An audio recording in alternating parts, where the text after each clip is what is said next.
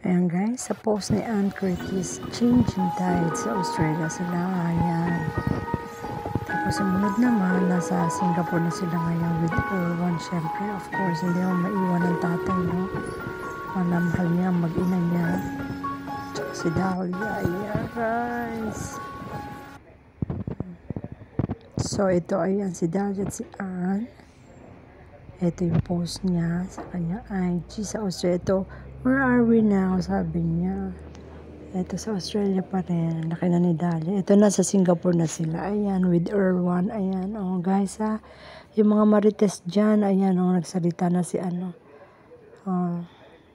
Take a Facebook detox, sabi niya.